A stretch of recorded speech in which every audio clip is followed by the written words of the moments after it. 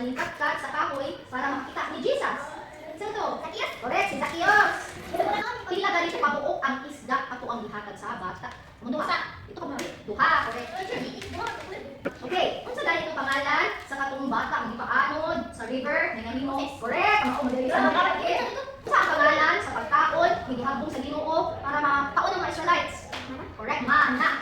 Dear God. Dear God.